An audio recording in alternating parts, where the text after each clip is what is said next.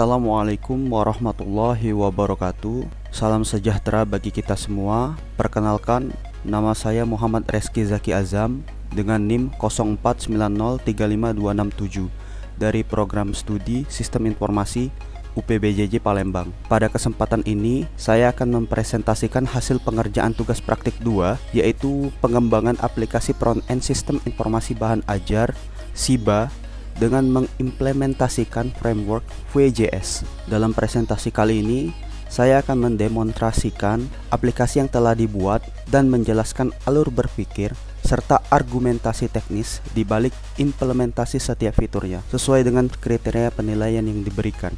Pertama, mari kita bahas arsitektur proyek. Meneruskan dari tugas yang pertama, saya telah menyusun proyek ini dan telah disesuaikan berdasarkan perintah pada soal tugas 2. File-file HTML seperti index HTML, dashboard, stock HTML, dan tracking HTML berada di dalam direktori utama. Untuk file styling ditempatkan di dalam folder CSS, dan yang terpenting semua logika pada data Vue.js terpusat pada satu file yaitu JS, di mana data dummy ini saya sesuaikan dari tugas pertama dan yang ada di e-learning saya gabung menjadi satu dan telah disesuaikan berdasarkan kebutuhan pada tugas kali ini.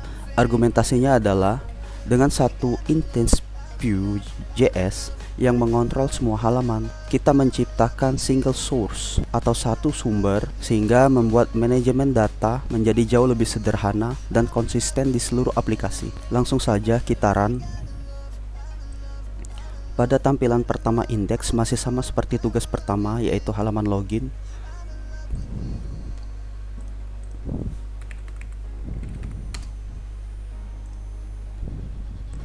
Tugas kedua ini berfokus pada pengembangan dua fitur, yaitu informasi bahan ajar serta tracking pengiriman. Sekarang mari kita lihat bagaimana data ditampilkan secara dinamis di halaman stok bahan ajar. Tabel ini tidak ditulis manual di HTML. Di sini saya menggunakan directive v-for untuk melakukan iterasi atau perulangan pada computed property bernama professor data. Vue secara otomatis akan membuat satu baris tr untuk setiap item yang ada di dalam data stok. Ini adalah tabel data yang bisa diubah secara dinamis dengan v-for sehingga menghasilkan output yang bisa ditambah pada bahan ini. Sebagai contoh, saya ingin memasukkan kode.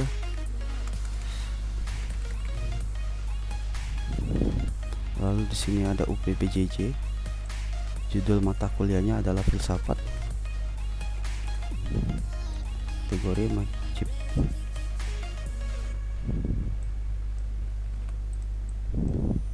Adalah 8.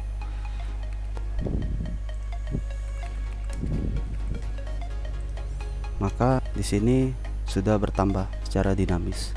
Lalu untuk menampilkan data teks biasa seperti judul, saya menggunakan sintak mustache dengan tanda kurung kurawal. Namun untuk kolom catatan yang berisi tag HTML, saya menggunakan vHTML. Argumentasinya adalah untuk memastikan teks seperti im atau strong dapat dirender dengan benar oleh browser. Lalu untuk data binding, semua elemen filter ini menggunakan vModel untuk two-way data binding. Artinya, ketika saya memilih filter Jakarta, data filter UPBJJ di app.js akan otomatis terupdate dan tabel pun langsung bereaksi. Sebagai contoh, seperti ini. Misalnya saya memilih UPBJJ Surabaya.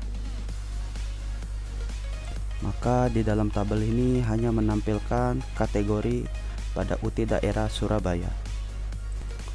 Lalu untuk one way binding, contohnya ada pada kasus stok ini, di mana saya menggunakan vbind class atau disingkat class untuk menerapkan kelas CSS secara dinamis berdasarkan kondisi stok.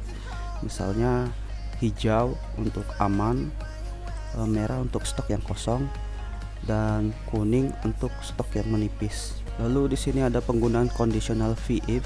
Jadi Vue.js memungkinkan kita menampilkan atau menyembunyikan elemen secara kondisional.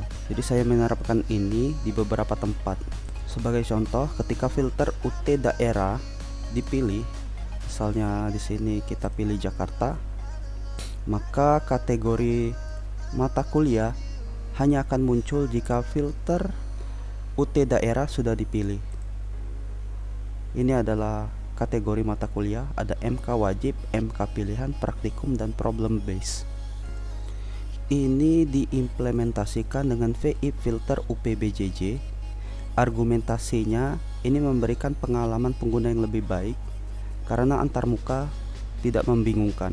Lalu di sini ada modal box. Modal ini untuk mengedit stok yang juga bisa dikontrol oleh VIP show edit modal. Tampilannya bergantung pada nilai true atau false dari show edit modal di data VJS. Lalu di sini ada pesan feedback. Ketika data tidak ditemukan, pesan data tidak ditemukan akan muncul. Baris ini dikontrol oleh VIP proses stok data. Ini codingannya. Lalu pada file JS untuk menggunakan property di dalam FJS, saya memisahkan logika menjadi methods dan computed properties. Ini adalah methods. Methods adalah fungsi yang kita panggil untuk melakukan sebuah aksi. Biasanya dipicu oleh event dari pengguna seperti add click atau add submit. Contohnya seperti tambah item yang berjalan saat form tambah stock submit. Lalu di sini ada computed properties. Ini adalah bagian paling cerdas dari proses stok data. Ini berisi semua logika untuk memfilter dan mengurutkan data. Argumentasinya adalah efisiensi. Computed property ini hanya akan dijalankan ulang ketika salah satu dependensinya, yaitu data stok, filter, atau sort, berubah. Ini menjawab permintaan soal agar tidak perlu lagi recomputed kembali pada setiap interaksi. Contoh lain adalah nomor DO baru yang otomatis akan mengenerate nomor DO baru. Lalu ada watchers untuk memantau perubahan data tertentu atau menjalankan aksi sebagai respon. Saya menggunakan watchers. Saya mengimplementasikan lebih dari 2 watcher. Ini adalah watcher pada filter UPBJJ. Watcher ini mengamati perubahan pada filter UT daerah. Ketika pengguna memilih UT daerah baru, watcher ini akan otomatis mereset filter kategori. Ini adalah implementasi lanjutan dari dependent option. Lalu watcher pada new DO paket kode di halaman tracking.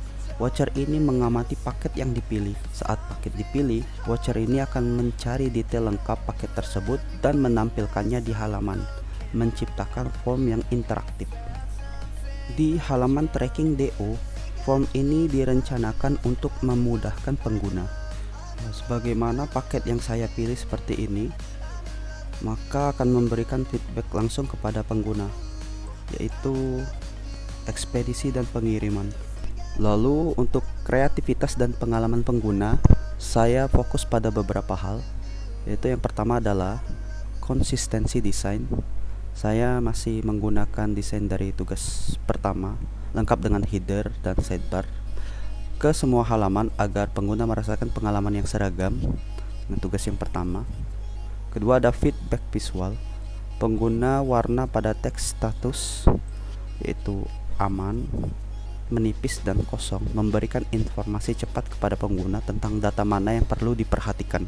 Lalu ada filter, sort, dan pencarian yang lain untuk langsung merespon input pengguna tanpa perlu merefresh halaman, menciptakan aplikasi yang terasa modern dan cepat.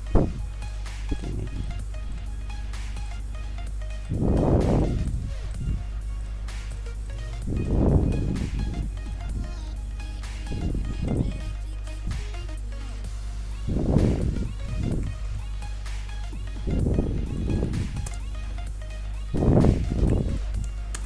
Oke, seperti ini.